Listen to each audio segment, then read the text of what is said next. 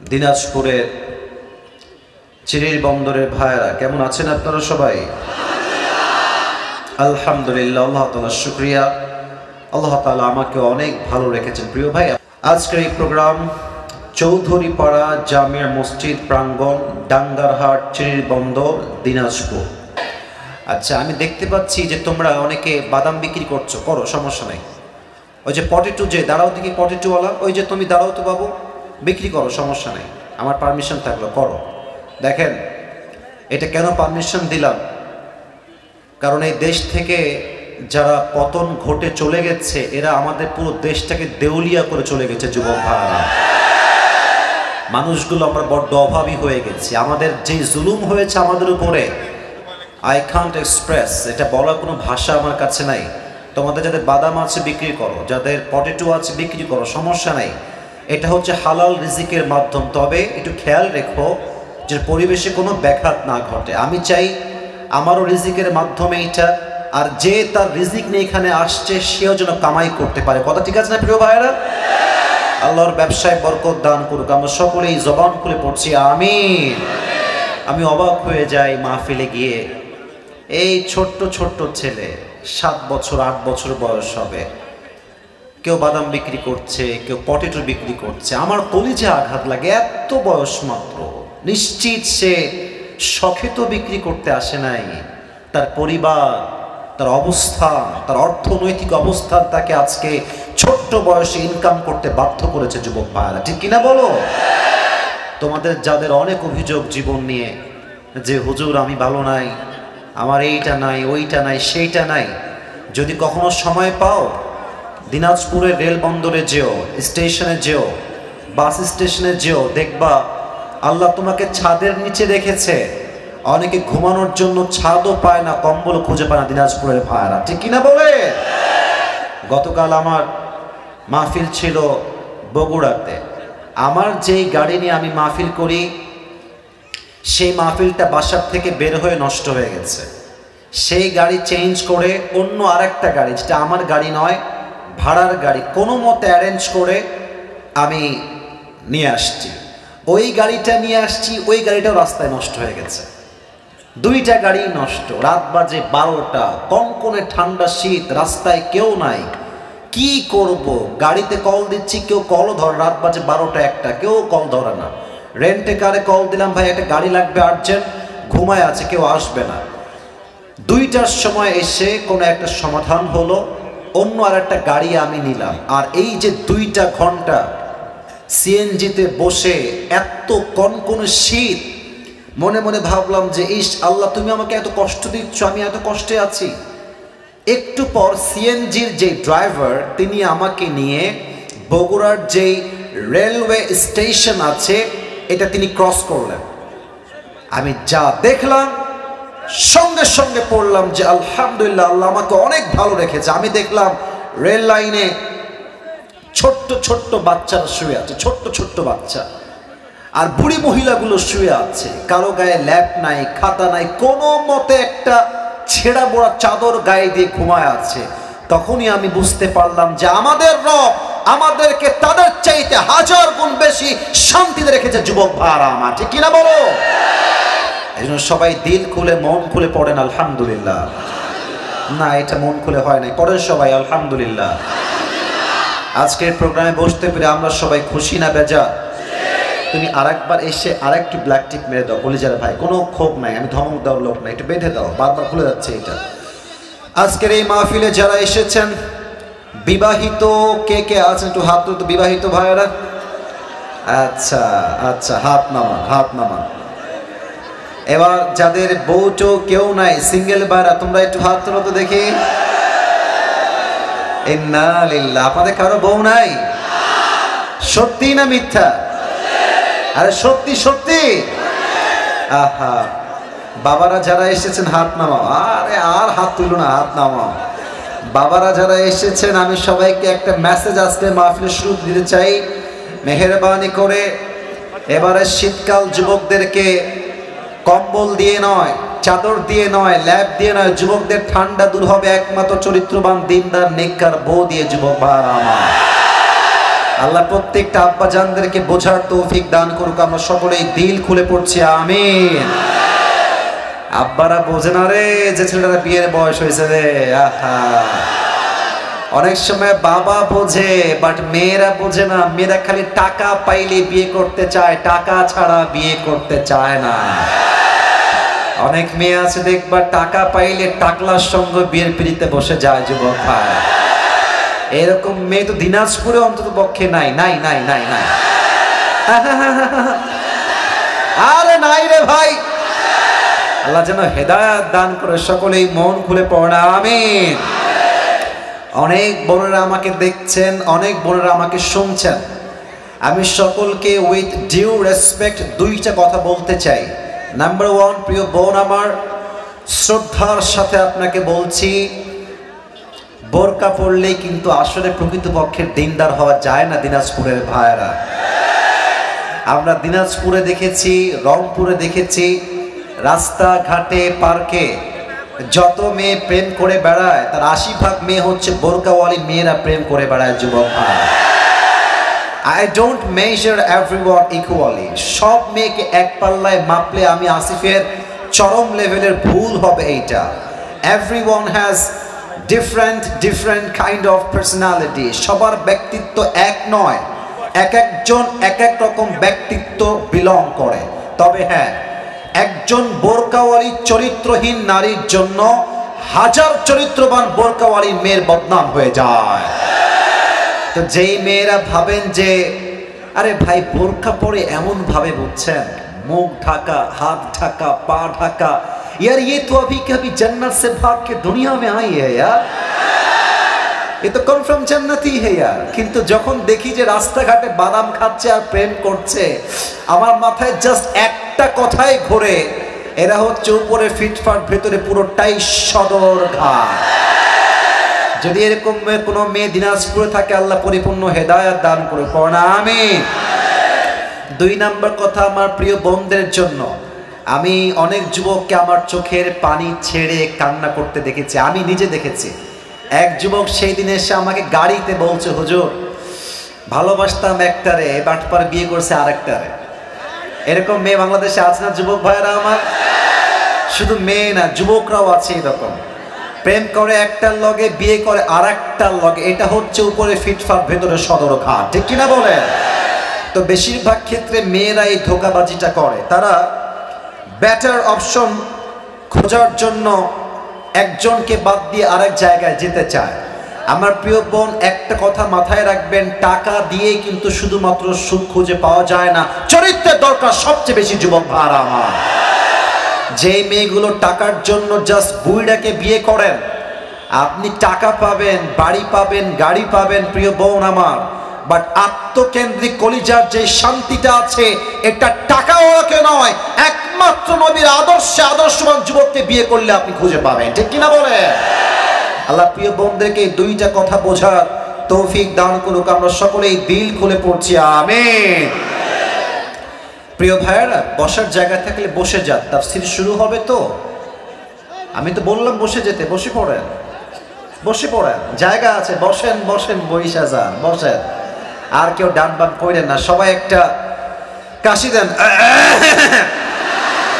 তাকবীর দিবেন এমন ভাবে যেন প্রমাণ হয়ে যায় দিনাজপুরের সন্তান আমরা, কাপুরুষের সন্তান নয়, আমরা সব বীর পুরুষের সন্তানগুলো এখানে বসে আছে। লিল্লাহি তাকবীর।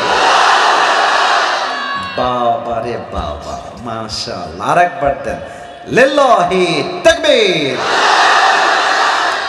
কোরআন থেকে আমি আসিফ আজকে একটা আয়াতের তাফসীর পেশ করব। তবে আয়াতের তাফসীর পেশ করার পূর্বে আমার কলিজার টুকরা মুরব্বী আব্বাজান যারা এসেছেন, আমার যুবক ভাইয়েরা যারা এসেছেন, মায়েরা বোনরা যারা এসেছেন, সবার জন্য আজ 3টা নসিহত বলেই আমি আমার তাফসীরে ফিরে যাব। আপনারা সবাই শেষ পর্যন্ত দোয়া করে যাবেন তো ইনশাআল্লাহ? না আসতে বলেন কেন? সবাই বলেন ইনশাআল্লাহ। 3টা নসিহত সবার জন্য। নাম্বার 1, আমরা যেই সালে আছি এটা হচ্ছে 2000 কত সাল? 24 সাল। মাসটা কিন্তু ডিসেম্বর, বছর কিন্তু শেষ।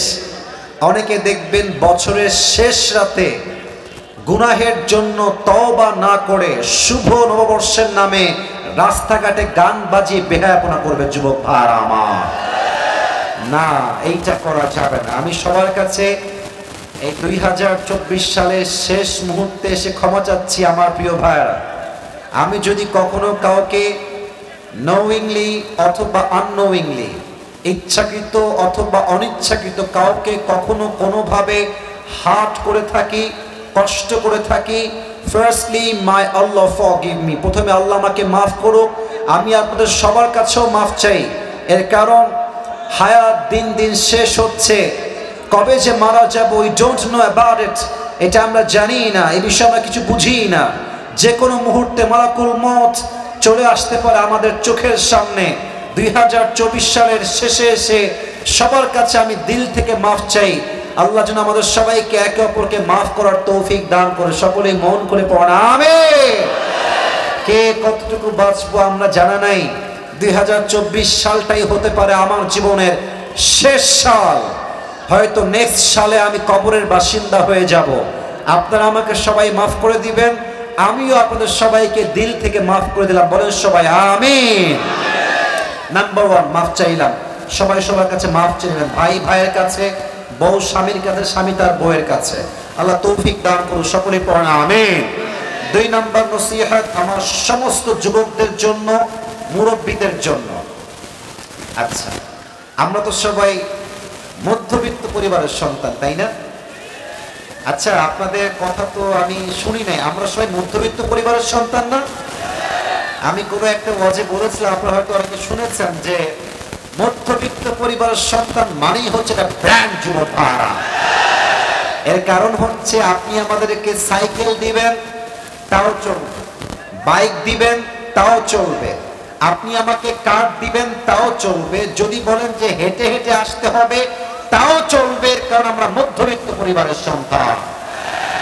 আমাকে আপনি আলু ভর্তা দিবেন আমি তাও খাবো, ভাজি দিবেন তাও খাবো, ডাউল দিবেন তাও খাবো, গোস্ত দিবেন তাও খাবো। কিছুই দিবেন না, কিছুই দিবেন না, জাস্ট পানি দিবেন আর ভাত দিবেন, ওই পান্তা ভাত আমার মরিচ দিয়েও চলবে। যুবক ভাইরা, এর কারণ আমি বড় ঘরের আদরে পেলে পোষা বড় বড় হওয়া ব্রয়লার মুরগি নই। আমি মধ্যবিত্ত পরিবারের সন্তানের কঠোর পরিশ্রমী সন্তান। যুবক ভাইরা আমার, তা আমি সবাইকে একটা কথা বলতে চাই, মাঝে মাঝে কারো বাড়ি দেখলে, কারো ভালো জামা দেখলে, কাউকে একটু হাসি খুশি দেখলে আমরা হতাশ হয়ে যাই।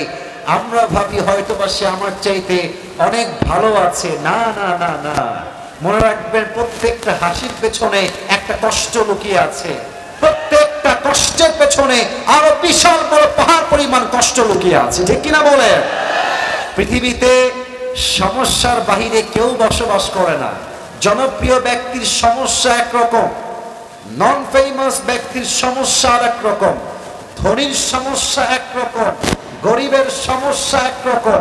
পৃথিবীতে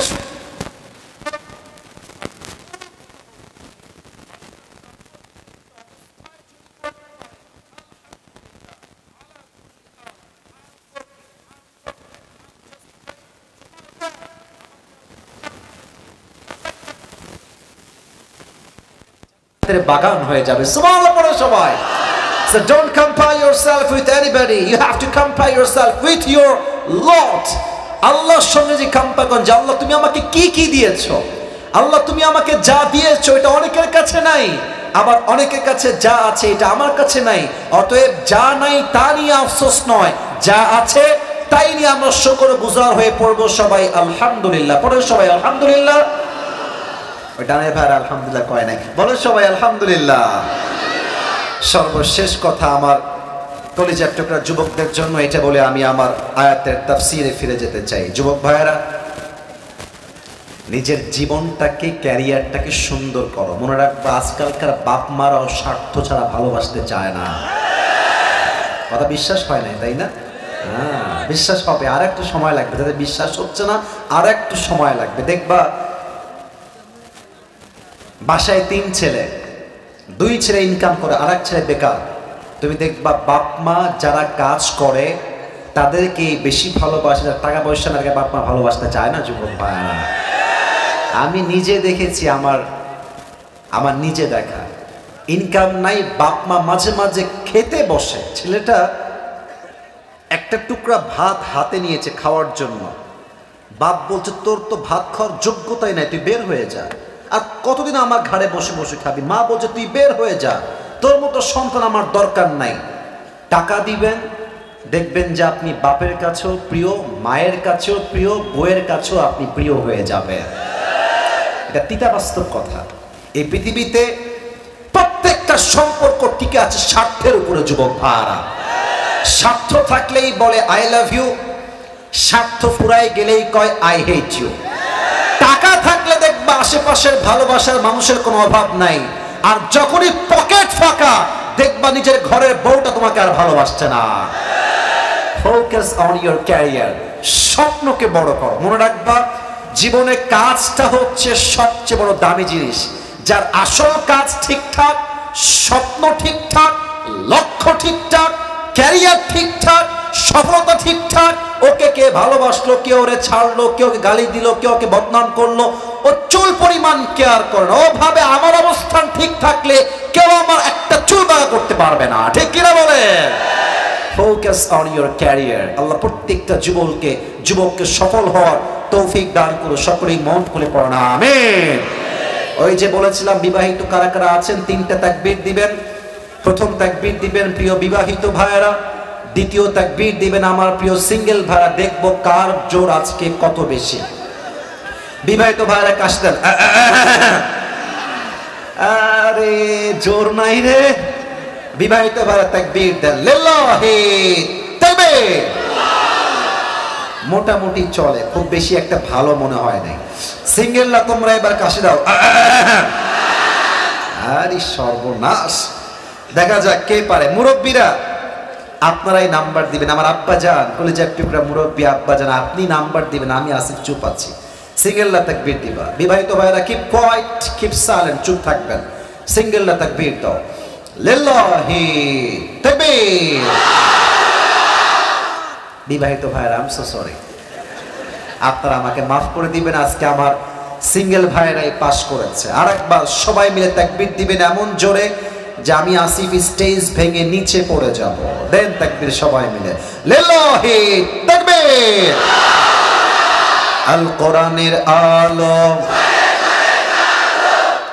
মারাত্মক সাউন্ড ভাই, আবার দেন। আল কোরআনের আলো, আল হাদিসের আলো।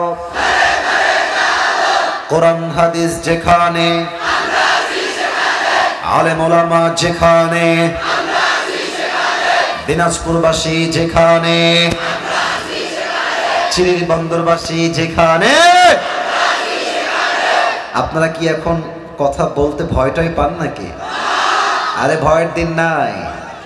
আল্লামা দেলোয়ার হোসেন সাইদি হুজুর একটা কথা প্রায় বলতেন যে বিড়ালের মতো 500 বছর বেঁচে থাকার কোনো দাম নাই, সিংহের মতো 1 ঘন্টা গর্জন দিয়ে আমরা বাঁচতে চাই। উনি এটা প্রমাণ করেছেন, ঈমান যদি হয় তাজা, পুরো জীবনটাই জেলখানায় কাটানো যায়, শহীদ হওয়া যায়, বাট মরতে মুমিন, মুজাহিদ মুমিন বাতিলের সামনে জীবন দিতে প্রস্তুত আছে, বাট তার মাথাকে বাতিলের সামনে মুমিন বান্দা নত করতে প্রস্তুত নয়। যুবক ভাইরা, দিস ইজ ঈমান। এটাই হচ্ছে ঈমান। সেই ঈমান থেকে আজ কিছু কথা বলার চেষ্টা করব। সকলেই আমরা দিল খুলে বলছি ইনশাআল্লাহ। আজ আমরা তাফসীর করব কোরআনুল কারীমের 4 নাম্বার পারার থেকে। আমি সবার থেকে উত্তর চাই, কত নাম্বার পারা? ভাই এখানে মিডিয়ার রেকর্ড চলছে, আপনারা আওয়াজ কমায় না, দিনাজপুরের বদনাম হবে। আবারও বলেন, কত নাম্বার পারা? This is the sound. এটাই চাই আমি সবার থেকে। সূরাতু আলে ইমরান। বলেন সবাই সূরাতু আলে ইমরান। আমরা আব্বাজানরা কথা বলছি, মাশাআল্লাহ। বলেন তো সবাই সূরাটার নাম কি? আলে ইমরান, মাশাআল্লাহ। আয়াত সংখ্যা হচ্ছে 102। বলেন সবাই কত নাম্বার আয়াত? 102। এই সূরাতে আল্লাহ তাআলা এই আয়াতে আমাদের জন্য দুইটা মেসেজ দিয়েছেন। বলেন সবাই আওয়াজ দিয়ে, কয়টা মেসেজ? যে কোনো আয়াতের তাফসীর পেশ করতে গেলে মোট চারটা জিনিস খুব বেশি প্রয়োজন হয়।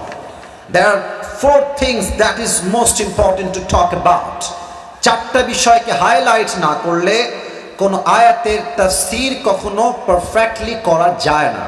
চারটা বিষয়। নাম্বার 1, রাইট প্রনাউন্সিয়েশন, সঠিক তেলাওয়াত, শুদ্ধ তেলাওয়াত। নাম্বার 2, রাইট ট্রান্সলেশন, সঠিক তর্জমা। এন্ড থার্ড হচ্ছে what's the explanation of this আয়া, এই আয়াতের ব্যাখ্যা কি।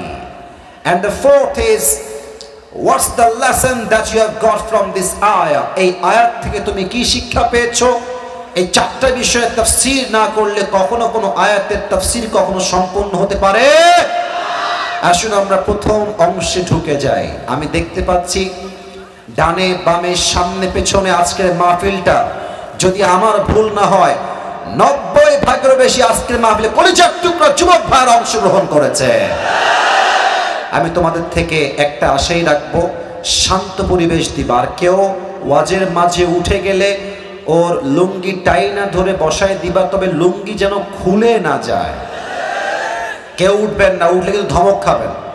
যারা বিক্রি করছেন তারা ব্যতীত কেউ উঠবেন না। তাকবীর দেন সবাই, লিল্লাহি তাকবীর। প্রথম চ্যাপ্টার তেলাওয়াত, আমি তেলাওয়াত করার ট্রাই করছি টু দ্য রাইট ওয়ে, সঠিকভাবে চেষ্টা করছি। আউযু বিল্লাহি মিনাশ শাইতানির রাজীম, বিসমিল্লাহির রহমানির রহিম। ইয়া আইয়ুহাল্লাযীনা আমানু তাকুল্লাহা হাক্কা তুকাতিহি ওয়া লা তামুতুন্না ইল্লা ওয়া আনতুম মুসলিমুন।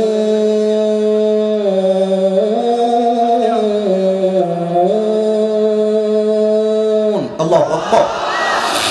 সঠিক তেলাওয়াত। Now I will try my best to translation of this ayah, to translate of this ayah. আমি এই আয়াতের তরজমা করার ট্রাই করছি। আল্লাহ তাআলা বলছেন, O you who believed, fear your Lord as he should be feared.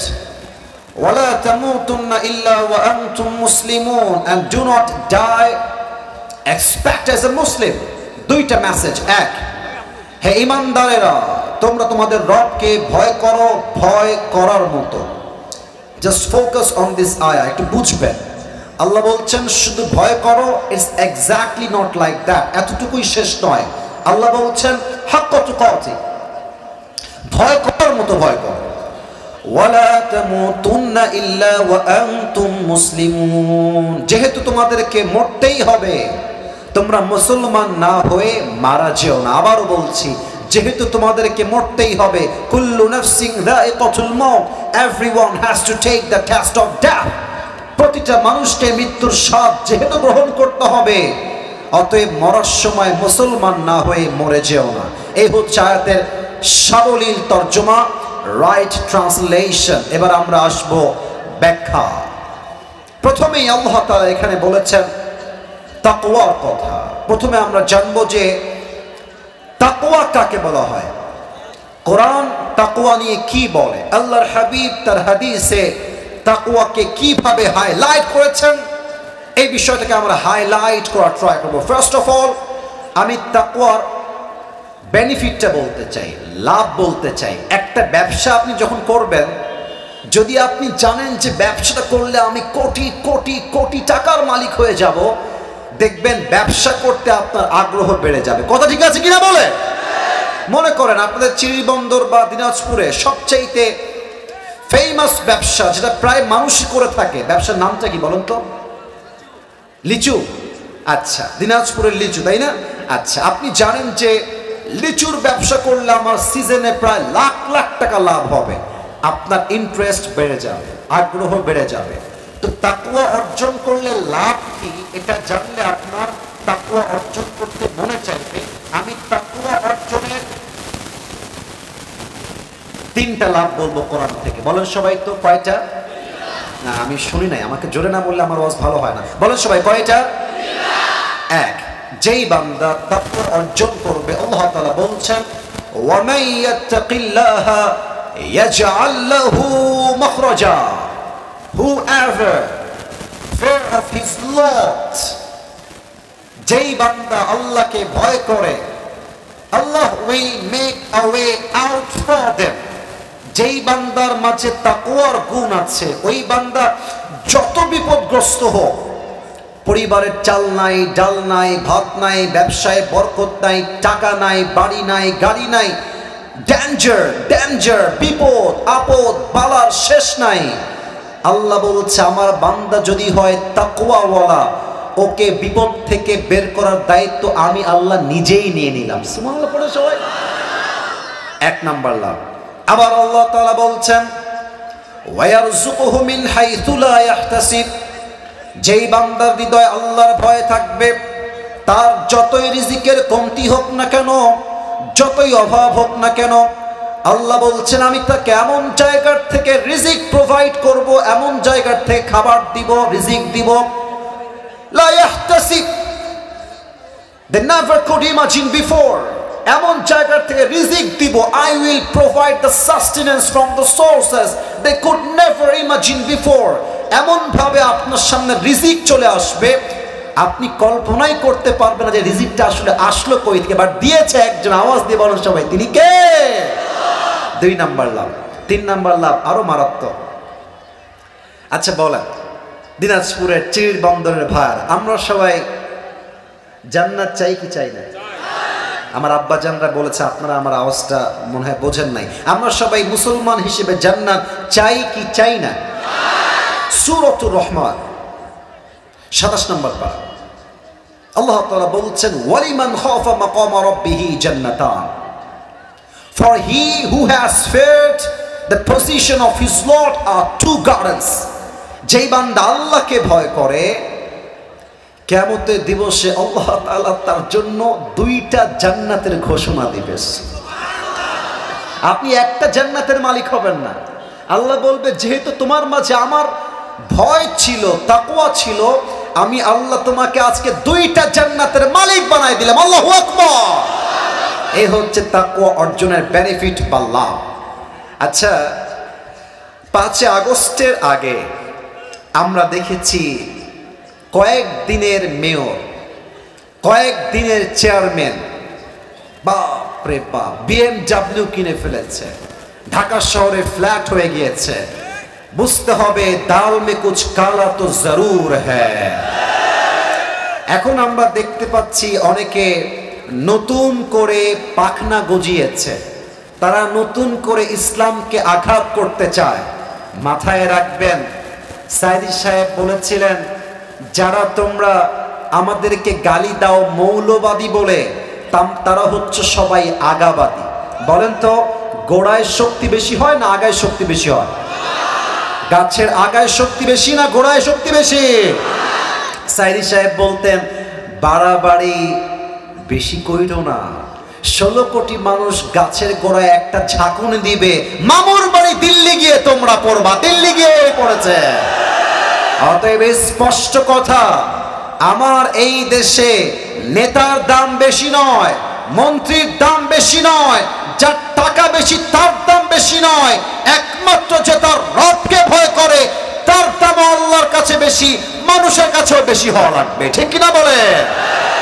ইন্না আকরামাকুম ইনদাল্লাহি আতকাকুম, indeed the most noble of you is the most righteous of you। আল্লাহ তাআলা বলছেন তোমাদের মাঝে সবচেয়ে সেরা ইনসাইট অফ আল্লাহ সুবহানাহু ওয়া তাআলা, আল্লাহর কাছে সে যার হৃদয়ে ভয় আছে এক সত্তার। আওয়াজ দিয়ে বলেন সবাই তিনি কে?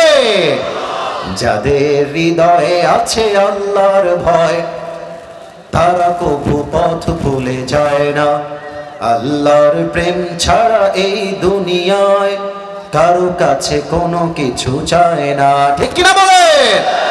রাতের আধারে যারা সিজদাতে রয়, দু চোখের অশ্রুতে নদী যেন বয়, ছলনার হাত ছানি যতই আসুক, ছলনার হাত ছানি যতই আসুক, পেছনে ফিরেও সে তাকায় না। পড়েন না সবাই, যাদের হৃদয়ে আছে আল্লাহর ভয় তারা কভু পথ ভুলে যায় না। আল্লাহর প্রেম ছাড়া এই দুনিয়ায় কারো কাছে কোনো কিছু চায় না। ঠিক কিনা বলে?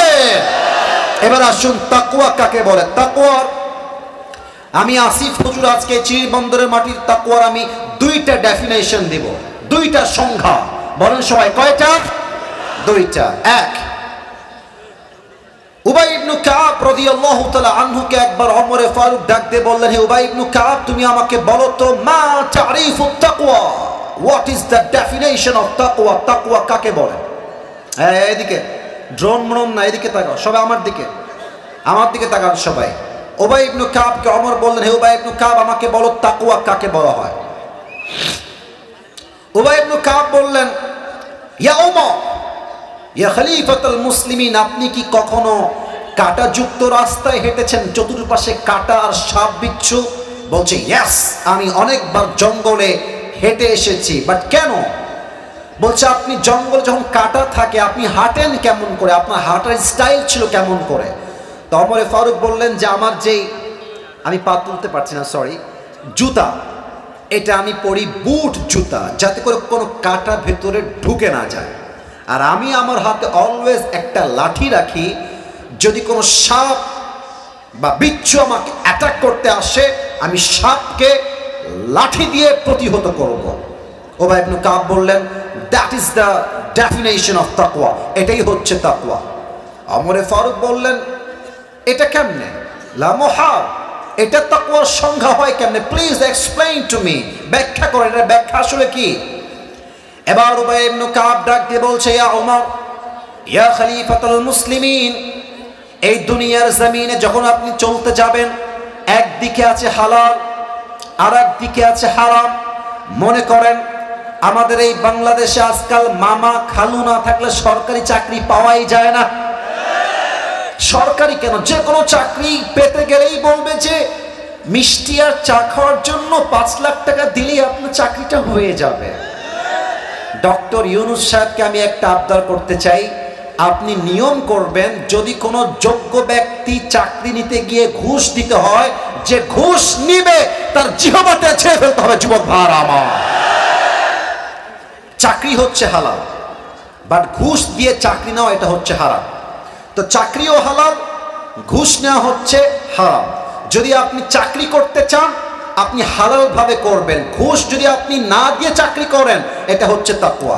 আপনি বলবেন যদি আমাকে ঘুষের টাকা দিয়ে চাকরি নিতে হয় ওই চাকরি আমার দরকার নয়, আমি ভ্যান চালায় খাবো, আমি ধান কেটে খাবো, আমি রিক্সা চালায় খাবো, বাদাম বিক্রি করে খাবো, বাট আমি মুসলমান ঘরের সন্তান, আমি হারামকে অর্জন করতে পারবো না। ঠিক কি বলে? দিস ইজ তাকওয়া। হারামকে অ্যাভয়েড করবেন। আমি আবারও বলছি, তাকওয়া বুঝবেন, হারামকে ফেলাই দিবেন, হালালকে অ্যাকসেপ্ট করবেন, এটাই হচ্ছে তাকওয়া। আচ্ছা, আপনাদের চিরিরবন্দর দিনাজপুরে বিয়ে শাদী হয় না? আরে না হইলে আপনারা আসলেন কই থেকে রে ভাই? কথা কোন হয় না? হয়। আপনারা দেখবেন মুরব্বী আব্বাজান যারা আছেন, আমার আব্বাজানেরা, মুরব্বীরা, আমাকে এই চ্যাপ্টারে একটু মাফ করবেন। মুরব্বী আব্বাজান যারা এসেছেন, আমি আপনার কাছে আপনার পায়ে হাত রেখে আগেই মাফ চাচ্ছি। আমি আপনাদের কাউকে চিনি না, কারোর সঙ্গে আমার কোনো শত্রুতা নয়, একদমই নেই। দেখবেন মুরব্বী আব্বাজান 5 ওয়াক্ত নামাজ পড়ে, বাট মেয়ের বিয়েতে ডিজে বক্সে গান বাজিয়ে মেয়ের বিয়ে দেয়। তা আমি একজন বাবাকে, মুরব্বী চাচা দাড়িওয়ালা, বললাম যে আব্বাজান আপনি একজন হাজী সাহেব, আপনি 5 ওয়াক্ত নামাজ পড়েন, আপনার মেয়ের বিয়েতে ডিজে বক্স কেন আব্বাজান? তা আমাকে বলছে হুজুর একটা মাত্র মেয়ে, ডিজে গান না বাজালে কি বিয়েটা জমে? আহা আব্বাজান আপনি কি ভাবলেন? বিয়েটা হচ্ছে হালাল আর ডিজে বক্স হচ্ছে হারাম।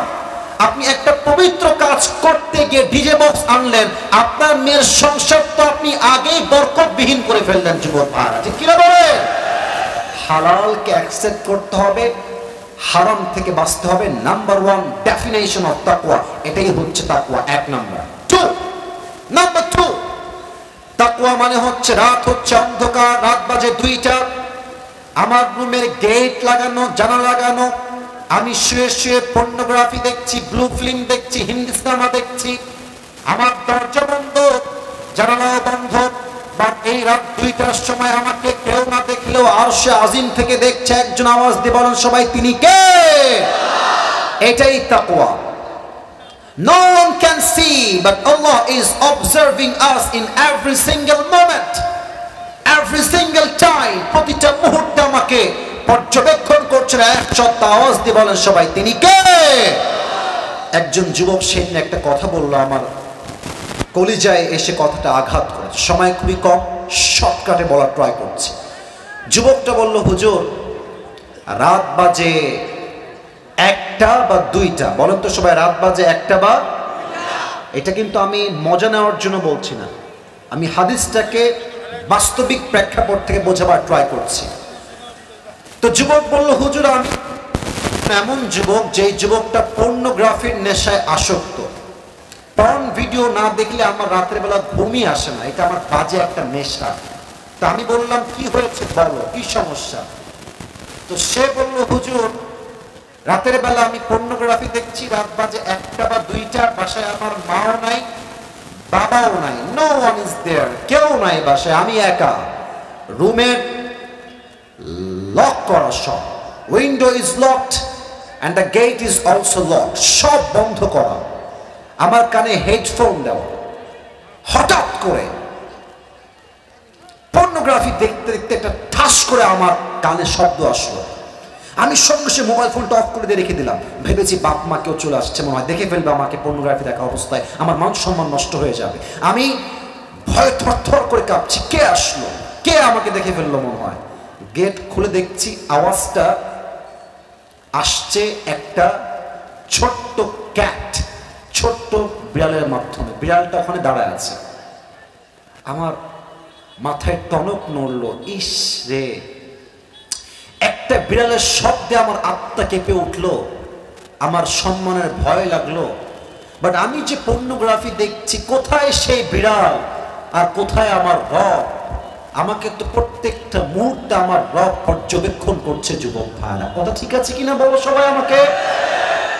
এটা ভেবে আমার কলিজা আঘাত লাগলো, হুজুর যে আল্লাহ তো আমাকে দেখছে, আমি আল্লাহকে ভয় পাইলাম না, আমি বিড়ালকে ভয় পাইলাম। ওই দিন থেকে আমি তওবা করেছি, আজ অব্দি কখনো আমি আর পর্নোগ্রাফি দেখি নাই। সুবহানাল্লাহ পড়বেন না আপনারা সবাই? আচ্ছা, আপনারা যুবকরা, মুরব্বীরা চিনবেন হয়তো বা, পাকিস্তানের একজন টপ ফেমাস স্কলার, তার নাম হচ্ছে মাওলানা তারিক জামিল। কেউ শুনছেন নামটা? পাকিস্তানের একজন টপ ফেমাস স্কলার। আমি আসিফের তো জামা কাপড়ের রং ঢঙের শেষ নাই, সানগ্লাস একরকম, টুপি একরকম, জুব্বার একরকম, ব্লেজার একরকম। আমরা একটু স্টাইলিশ, কোয়ালিফাইড, মডার্ন হওয়ার ট্রাই করি। বাট মাওলানা তারিক জামিল একদম সাদা সিধে মানুষ, অলওয়েজ সাদা পাঞ্জাবি, অলওয়েজ সাদা পায়জামা, অলওয়েজ সাদা পাগড়ি। কালকে বা কয়েকদিন আগে আমি তার ইউটিউবে একটা লেকচার শুনছিলাম অ্যাবাউট তাকওয়া, তাকওয়া নিয়ে। উনি একটা বাস্তবিক ঘটনা বললেন, আমি জাস্ট তাকওয়াকে বোঝাবার জন্য বলতে চাই। বলা যাবে নাকি যাবে না? পেছনে পারমিশন পাইছি, সামনে আওয়াজটা বেশি একটা কানে আসে নাই। বলা যাবে কি যাবে না? উনি বললেন, যেহেতু উনি পাকিস্তানের মানুষ, সো ওনার কথা কিন্তু উর্দু ভাষায় ছিল। আমি জাস্ট বোঝাবার সাথে মাঝে মাঝে কতগুলো কোট করার ট্রাই করছি।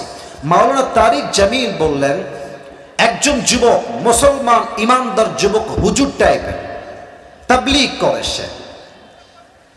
তো সে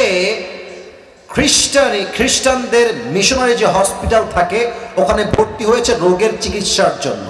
এবার বলেন তো, খ্রিস্টানদের যে হসপিটালগুলো থাকে, ওখানকার নার্স যারা হয়, নার্স, তারা কি মুসলমান হয় না খ্রিস্টান হয়? এই তো বুঝে গেছেন, মুসলমান হয় না খ্রিস্টান হয়? খ্রিস্টান হয়। তো যুবকটা প্রায় 7 দিন যাবৎ মেডিকেলে ভর্তি। 10 দিন যখন হয়ে গেছে, পাকিস্তানের সেই খ্রিস্টান মিশনারি হসপিটালে একজন নার্স এসে যুবককে বলছে, मैं आपसे शादी करना चाहती हूँ, আমি আপনাকে বিয়ে করতে চাই। সে কিন্তু খ্রিস্টান। আর যুবকটা কি খ্রিস্টান না মুসলমান? মুসলমান। তো যুবক তো এটা শুনে আকাশ থেকে পড়েছে, মেরে বহন আপ মুঝসে শাদি কিউ করনা চাহতে হ্যাঁ, আপনি আমাকে কেন বিয়ে করবেন, আমি হলাম মুসলমান और आप तो एक ईसाई है, आप तो मुस्लिम नहीं है, तो हमारी शादी नहीं हो सकती, ये हलाल नहीं होगा। मेटा बोलছে হালাল হবে কেমনে? तो बोलছে যে अगर आपको ये हलाल करना है तो आपको पहले मुसलमान होना पड़ेगा, আপনাকে আগে মুসলমান হতে হবে, তারপরে এই বিয়েটা জায়েজ হবে। তো মেয়েটা বলছে আপনাকে বিয়ে করার জন্য আমি মুসলমান হতেও রাজি আছি। আপনার সুবহানাল্লাহ পড়লেন না যে প্রিয় ভাইরা? আরে ভাই সবাই মিলে একবার পড়েন না সুবহানাল্লাহ। এটা মূল মেসেজ নয়, সামনে আমার মূল কথা আছে। তো যুবকটা অবাক হয়ে গেল যে একজন সুন্দরী খ্রিস্টান নারী আমার মতো হুজুরকে কেন বিয়ে করতে চায়। তো উনি বললেন যে बहन जी मुझे एक सवाल है, क्या मैं कर सकता हूँ सवाल?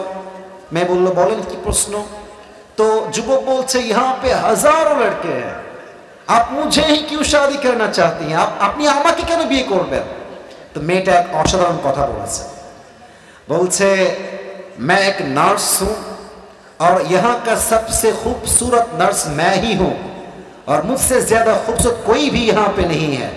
तो जब भी मैं इस रूम में आता हूँ तो मैं देखता हूँ कि हर कोई मुझे आंख उठा के देखती है कि कितनी हसीन लड़की यहाँ पे आई हुई है, लेकिन तुम अकेला एक इंसान हो, जब भी मैं आती हूँ यहाँ पे तुमने कभी भी मेरी तरफ आंख उठा के नहीं देखा। আমি দেখেছি প্রত্যেকটা যুবক আমি রুমে আসলে ফেল ফেল ফেল ফেল করে তাকায় থাকে, কত সুন্দরী মেয়ে আসছে, বাট তোমাকে আমি দেখেছি তুমি কখনো একটা পলক আমার দিকে চোখ তুলে কখনো তাকাও না। তো আমি একজন মুসলমানকে বললাম যে যুবকরা আমাদের দিকে তাকায় না কেন, এই যুবক আমাকে দেখে না কেন? তো সে আমাকে বলল যে তারা তাদের রবকে ভয় করে, তারা জানে আমি যদি হারাম ভাবে কোনো মেয়েকে তাকায় থাকে দেখি, আমাকে কেউ না দেখলেও দেখে একজন, তিনি কে? तो मैंने सोचा कि जिस नौजवान के अंदर खुदा के लिए इतना खौफ है, इतना डर है उसके दिल में खुदा के लिए, तो अगर वो मुझसे शादी कर ले तो मैं तो खुशनसीब बन जाऊंगा। अरे जे যুবকটা হৃদয় আল্লাহর প্রতি এত ভালোবাসা, আল্লাহর প্রতি এত ভয়, ওই যুবক তো বিয়ে করে আমাকে কখনো ঠকাইতে পারবে না, ঠিক কিনা বলে? সেই মেয়েটা সেখানে কালেমা পড়ে মুসলমান হয়ে গিয়েছে এবং যুবককে বিয়ে করে একজন শ্রেষ্ঠ আদর্শবান নারী হয়ে গিয়েছে। সুবহানাল্লাহ পড়বেন না আপনারা? কেমনে হইল এটা? তাকওয়া। আর একটা কথা আজকে বলেই ফেলি, যেটা কখনো আগে বলি নাই, এটাই ফার্স্ট টাইম বলছি। আমাকেও অনেক খ্রিস্টান মেয়ে বিয়ের প্রস্তাব দিয়েছে, অনেক হিন্দু মেয়ে বিয়ের প্রস্তাব দিয়েছে। এটা আপনি ভাববেন হুজুর আপনি কি শো অফ করছেন? না, একটা মেসেজ আছে। মনে রাখবেন হিন্দুরা, অনেকে হিন্দু আছে বাট তারা জাস্ট বাধ্য হয়ে হিন্দু আছে, যেহেতু বাপ মা হিন্দু তাই সে হিন্দু। বাট অনেক হিন্দু আছে এমন যারা সুযোগ পেলে কালে পরে মুসলমান হয়ে যাবে, ঠিক কিনা বলে? তো আমি যারা প্রস্তাব দিয়েছেন, আমি এটা মানে মিডিয়ার সামনে আজকে জীবনের প্রথম বললাম, আমি এটা বললাম এটার জন্য যে দেখেন আপনার আচরণ, আপনার কথা, আপনার কমিউনিকেশন, আপনার চরিত্র এতটা সুন্দর হতে হবে যেন বিধর্মীরা আপনার আচরণ দেখে কালেমা পড়ে মুসলমান হতে আগ্রহী হয়। কথা ঠিক আছে কিনা বলে? তো আমি দেখেছি একজন মেয়ে যে হিন্দু আমাকে বিয়ে করার জন্য খুব বেশি পাগলামি সে করেছিল। এটা আমি আবারও বলছি, আজকে ফার্স্ট টাইম বলছি, জাস্ট বোঝাবার স্বার্থে যে ইসলামটা কত সুন্দর এটা বোঝার ট্রাই করে। তো যখন সে খুব বেশি পাগলামি করছে, মানে সব করার ডান, কাগজ করে নিয়ে আসছে, মুসলমান হয়ে যাবে, জাস্ট বিয়ে করতে চায় সে। তা আমি যে প্রস্তাব নিয়ে আসছে তাকে বললাম ভাই, তাকে একটু বললেন যে সে সব বাদ দিয়ে আসিফ হুজুর কেন বিয়ে করতে চায়, হিন্দু মেয়ে আর কি, খ্রিস্টান না। তো পরে ওই মেয়েটা আবার তাকে বলেছে যে আমার কিছু বিষয় খুব মানে দিলে লেগেছে ইসলামকে নিয়ে। কি বিষয়? মেয়েটা বলেছে যে আসিফ হুজুর যখন ইসলামকে রিপ্রেজেন্ট করে, ইসলাম নিয়ে কথা বলে, আমার কাছে মনে হয় যে জীবনের কোনো কষ্টই কষ্ট নয় যে রব আমার বন্ধু হয়ে যায়। কথা ঠিক আছে কিনা বলে? এক নাম্বার কথা তার হৃদয়ে টাচ লেগেছে। দুই নাম্বার কথা সে এটা বলেছে যে আমরা হিন্দু কালচার ফলো করি, বাট হিন্দুদের অনেক কাজ আমার বুঝে আসে না। যেমন হিন্দুদেরকে খুব ভালো মুসলমান হতে হলে গরুর পেশাব খেতে হয়, এটা তাদের একটা ধর্মের সিস্টেম। ভালো মুসলিম হতে চাইলে গরুর পেশাব খেতে হয়। তো সেই মেয়েটা বললো যে ইসলামে তো এরকম কুরুচিপূর্ণ কোনো কাজ নাই তো নাই, এবং হুজুরদের যে আচরণ, জামা কাপড়, পোশাক, ভাষা, ভদ্রতা, নম্রতা, এটা আমাকে বোঝাতে বাধ্য করেছে যে ইসলাম হচ্ছে পৃথিবীর সবচেয়ে শ্রেষ্ঠ ধর্ম। যুবক ভাই ঠিক কিনা বলে? তো পরে আমি কেমনে কি করা যায়, যাদেরকে আমি মানা করেছি, আমি একটা ইস্যুকেই এখানে সামনে এনেছি যে প্রিয় বোন দেখেন, আমার এই মাইন্ডসেট নেই যে আমি আপনাকে আবার নতুন করে ট্রাই করতে পারবো। আমার মনে হয় আপনি আগে মুসলিম হয়ে যান, প্র্যাকটিসিং মুসলিম হওয়ার ট্রাই করেন, নামাজ কালাম শুরু করেন, দিনদার হয়ে যান। আপনি দেখবেন আপনার মতো মেয়েকে বিয়ে করার জন্য হাজার হাজার যুবক লাইন করে দাঁড়িয়ে যাবে। ঠিক কিনা বলে? তা আমার উদ্দেশ্য হচ্ছে রবের ভয়ে থাকতে হবে, আল্লাহর জন্য কাজ করতে হবে, তাকওয়া নিয়ে চলতে হবে। যে আল্লাহর হয়ে যাবে পুরো দুনিয়া তার গোলাম হয়ে যাবে। ঠিক কিনা বলে? আচ্ছা, শেষ একটা হাদিস বলে আমি আমার, যেহেতু আমাকে অলরেডি স্লিপ দিয়েছে হুজুর, টাইম ইজ ভেরি শর্ট, আপনাকে শেষ করতে হবে একটা কাজের মাধ্যমে। তো আমি চাই, আমি আসছি 2:40, এখন বাজে প্রায় 4টার কাছাকাছি, আর মাত্র 5 মিনিট 4টা বাজতে মনে হয় বাকি আছে। আমি সবাইকে চাই, সবাই এই মুহূর্তে 2টা হাত তুলবেন, সবাই, কেউ বাদ যাবেন না। আমি যা বলতে বলি সবাই বলবেন। বলেন সবাই হুজুর।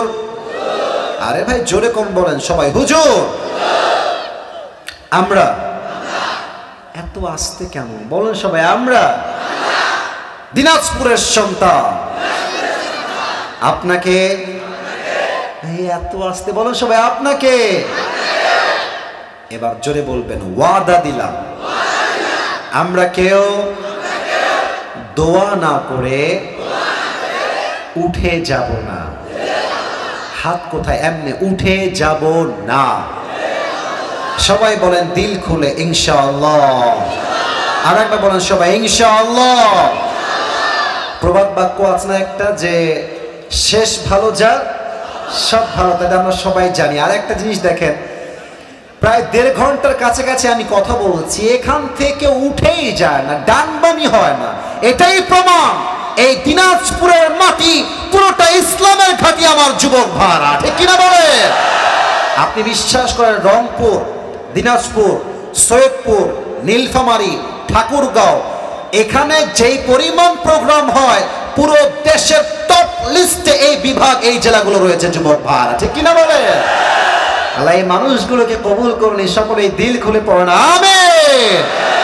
আচ্ছা, 2টা মেসেজ দিয়েছিলাম, এক হচ্ছে আল্লাহকে ভয় করার মতো ভয় করো, আর এক হচ্ছে তোমরা প্রকৃতপক্ষে মুসলিম না হয়ে মারা যেও না। এই শেষ একটা মেসেজ কয়েক মিনিট ব্যাখ্যা করব, তারপরে জাস্ট রুমাল কালেকশন হবে, দোয়া হয়ে যাবে, তারপরে নামাজ হবে। সবাই থাকবেন তো ইনশাআল্লাহ? আচ্ছা, এবার আমাকে উত্তর দেন, আমরা সবাই হিন্দু না মুসলমান? ভাই ভাই শেষ কথা, ভাই শেষ টপিক, কথা বলেন সবাই, আমরা হিন্দু না মুসলমান? আমরা খ্রিস্টান না মুসলমান? আরে মিয়া গৌরব নিয়ে বাঘের মতো কর, আমরা সবাই বৌদ্ধ না মুসলমান? তো আল্লাহ কেন বললেন যে তোমরা মুসলমান না হয়ে কবরে এসো না? আমরা তো মুসলমান, তবুও আল্লাহ বললেন তোমরা মুসলমান না হয়ে কবরে এসো না। কেন? ব্যাখ্যা আছে। প্রিয় ভাইরা আমার, আমাদের দেশ হচ্ছে বাংলাদেশ। আমরা মুসলমানরা সাম্প্রদায়িক দাঙ্গা লাগাতে চাই না, আমরা সম্প্রীতি নিয়ে থাকতে চাই। আমরা দাঙ্গা নয়, আমরা শান্তিপ্রিয় মুসলমান যুবক ভাইরা। ঠিক কিনা বলে? আমাদের পাশের দেশ ভারত হচ্ছে আমাদের দেশের সবচেয়ে বড় শত্রু দেশ। বলতে আমার লজ্জা লাগছে, মানে এই সত্য কথা যুবক ভাইরা। ভারতের যে সাংবাদিকগুলো নিউজ রিপ্রেজেন্ট করে মিডিয়ার সামনে, তোমরা আমার কথার ভাঁজ বুঝবা, এদেরকে সাংবাদিক মনে হয় কম, হকার আমরা বাকি থাকবে না যুবক ভাইরা।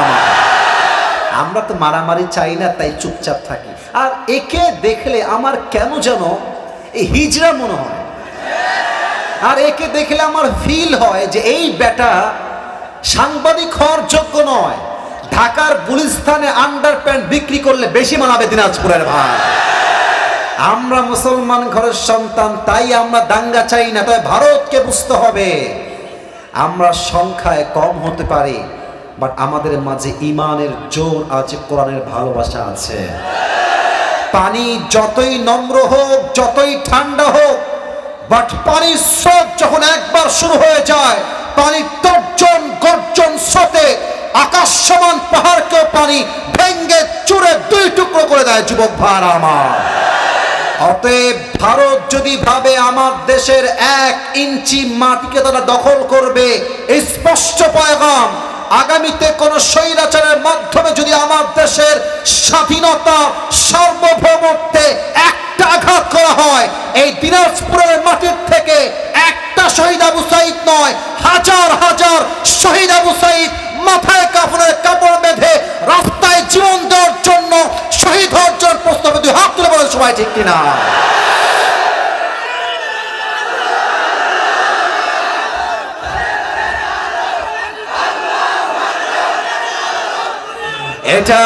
এটা শুধু দিনাজপুরের মাটি নয়, এটা রংপুরের মাটি। কারণ দিনাজপুর হচ্ছে রংপুর বিভাগের মধ্যে পড়ে। কথা ঠিক আছে কিনা বলেন সবাই আমাকে। আর রংপুরের নাম শুধুমাত্র আজকে বাংলাদেশে নয়, গোটা বিশ্বের প্রত্যেকটা কান্ট্রিতে রংপুরের নাম পৌঁছে গিয়েছে যুবক ভাইরা আমার। এই বাংলাদেশ দ্বিতীয়বার স্বাধীন হয়েছে, এই স্বাধীনতার সূচনার দ্বিতীয় ইতিহাস তৈরি হয়েছে রংপুরের শহীদ আবু সাঈদের মাধ্যমে। যদি আগামীতেই বাংলাদেশে ইসলামের রাজ কায়েম হয়, ইসলামের পতাকা যদি পপ পপ করে উঠতে হয়, রংপুরের মাটির থেকে ইসলামের পতাকা, কালিমার পতাকা পপ পপ করে যুবক ভাইরা আমার। আর একটা কথা সবাইকে বলতে চাই, শেষ কথা, আল্লাহ বলছেন মুসলমান না হয়ে কবরে এসো না। অতএব আমরা হয়তো মুসলমান নামে হয়েছি, কাজে হতে পারি নাই। দাড়িও আছে, টুপিও আছে, সুদ খাই, ঘুষও খাই, এটার নাম আসল মুসলমান নয়। মুসলমান হবে সেই মুসলমান, আসল মুসলমান, যার সামনে বাতিলের মসনদ থরথর করে কাঁপবে, বা সেই মুসলমান বাতিলের সামনে মাথা করতে প্রস্তুত হবে না। ঠিক কিনা বলে? আল্লামা মামুনুল হক সাহেব নাম শুনছেন আপনারা সবাই? আমির হামজা হুজুর নাম শুনছেন আপনারা সবাই? মিজানুর রহমান আজহারি নাম শুনছেন না আপনারা সবাই? তাদের কাউকে দেশ ছাড়া করে, কাউকে মাতৃভূমির মাটিতে জেলখানায় ভরে তারা ইসলামকে দমন করতে চেয়েছে। বাট 5 আগস্টের পরে স্পষ্ট প্রমাণ হয়ে গিয়েছে যা ইসলামকে নির্বংশ করতে চায়, আল্লাহ তাদেরকে নির্বংশ করে রেখে দেয় যুবক ভাইরা আমার। আজহারি আবার এই মাস থেকে তাফসীর মাহফিল শুরু করবে 27 ডিসেম্বর থেকে। আমাদের বিশ্বাস এই পুরো বাংলাদেশ ইসলামের রাজ্য কায়েম হয়ে যাবে ইনশাআল্লাহ। আর যদি এই বাংলাদেশে ইসলামের রাজ কায়েম করতে, কোরআনের রাজ কায়েম করতে বুকের তাজা রক্ত ঢালতে হয়, এই বুকের তাজা রক্ত ঢেলে এই দেশের মাটিতে আল্লাহর রাজ কায়েম করতে কারা কারা প্রস্তুত, হাত তুলে আল্লাহকে দেখায় দাও।